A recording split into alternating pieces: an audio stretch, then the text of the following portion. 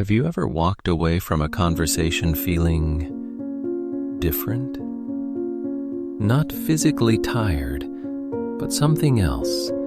Like your mood dropped, like your energy shifted, like you were okay before, and now you're not really sure what happened. Maybe it was a quick chat with a coworker, or a call with a friend, or even a short interaction with a family member. Nothing dramatic, nothing you could point to and say, that was the problem. But somehow, something changed. And what's interesting is how often we ignore that moment. We move on, we distract ourselves, we tell ourselves it's nothing. But if we slow down and really notice, those small shifts happen more often than we think. A comment that feels slightly critical. A conversation where you feel like you have to defend yourself. A situation where you leave feeling heavier than when you arrived. So maybe the real question isn't, how do I avoid negative people? But something a bit deeper.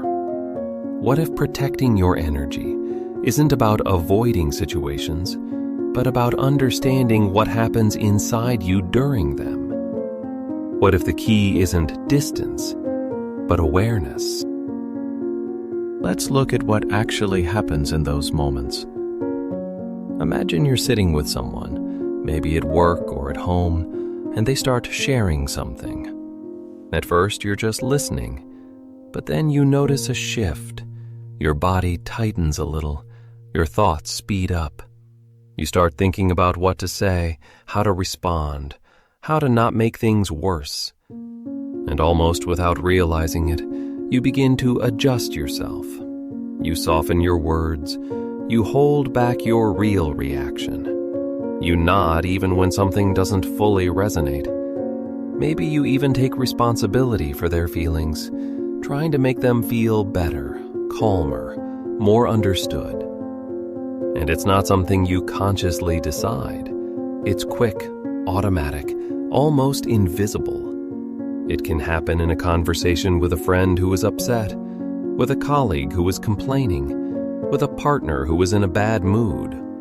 You don't think, I'm going to take this on. You just do. And over time, this becomes so familiar that we don't even notice how often it happens. So when we talk about energetic boundaries, it's not about something abstract or mystical. It's something very real and very practical. It's the ability to stay connected to yourself while being with someone else. It's noticing what you feel in real time, not after the conversation, not later in the evening, but right there in the moment. It's being able to hear someone without immediately absorbing their emotional state. It's being present without losing your own center. And if we're honest, this is not something most of us were taught. We learned how to be polite, how to be supportive, how to avoid conflict, how to keep relationships smooth. But we didn't really learn how to stay connected to ourselves in the process. So what happens is we get really good at staying connected to others, but we slowly lose connection with ourselves. And this is where a common fear shows up. The idea that if we start setting boundaries, something will go wrong, that people will get upset, that relationships will become tense, that will create conflict. But if we look closely, tension is already there. It just looks different. It shows up in the things we don't say, in the moments we hold back, in the times we agree when we don't actually agree. Think about a situation where you said, it's fine, when it wasn't. Or when you stayed in a conversation longer than you wanted to. Or when you kept listening even though you were already tired.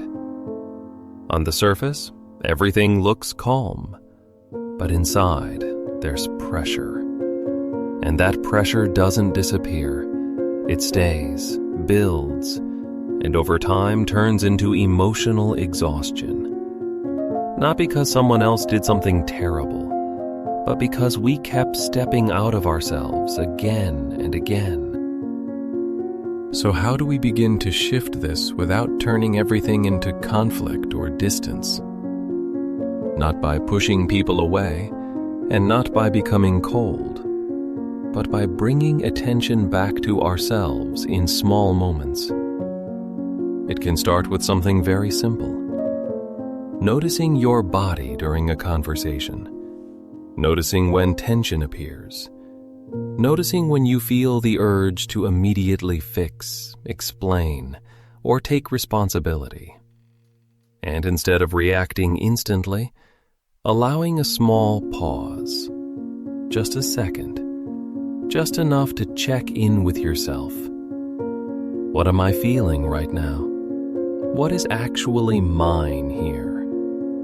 Sometimes nothing changes on the outside. The conversation continues. You're still listening, still present. But inside, there's a different quality. You're not automatically absorbing everything. You're choosing how to respond. And that small difference changes the whole experience. And maybe this is the real meaning of protecting your energy. Not building walls, not avoiding people, not controlling every situation, but staying connected to yourself in the middle of it. Because when that connection is there, something shifts. Other people's emotions don't disappear. Difficult situations don't magically resolve. But you stop being carried away by them. You can be with someone who is upset without becoming upset yourself. You can listen without losing your own perspective. You can stay present without leaving yourself behind. And over time, this creates a very different kind of stability, not based on controlling the outside world, but on staying connected on the inside. So maybe the question isn't, how do I protect myself from negativity? But something a little different. How do I stay with myself, no matter who I'm with, no matter what's happening? And maybe that's where a deeper kind of calm begins. Thanks for being here, and I'll see you in the next video.